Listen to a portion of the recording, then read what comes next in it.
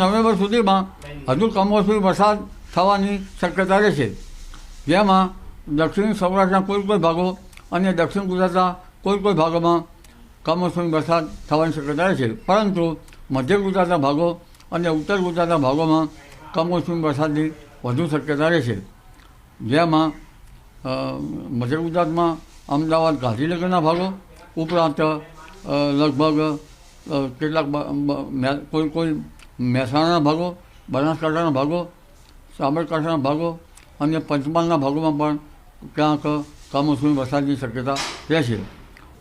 તારીખ 7 નવેમ્બરથી ધીરે ધીરે ઠંડીનું પ્રમાણ વધતું રહેશે અને ઠંડા પવનો ફૂંકાશે. પછી વિક્ષોભ જતા રહેતાં એકદમ ઠંડી આવવાની શક્યતા રહેશે અને લગભગ આ તારીખ 7થી 12 કે 13 લગભગ શિયાળુ મોસમને સાનુકૂળ હવામાન થતું જશે અને ઠંડા પવનો ફૂંકાવાની શક્યતા થશે. ડિસેમ્બરમાં પણ હવાનું હળવું દબાણ બંગાળ ઉપસાગરમાં થવાની શક્યતા રહે.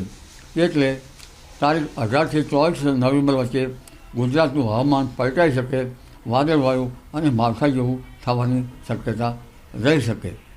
ત્યારબાદ પણ લગભગ ડિસેમ્બરમાં પણ એક પશ્ચિમી વિક્ષોભ આવવાની શક્યતા રહેશે ડિસેમ્બરની શરૂઆતમાં, અને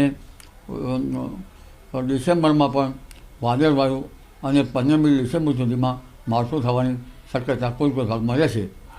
તારીખ 20મી ડિસેમ્બરથી દેશના ઉત્તરીય પર્વતીય પ્રદેશોમાં ભારે હિમવર્ષા થશે.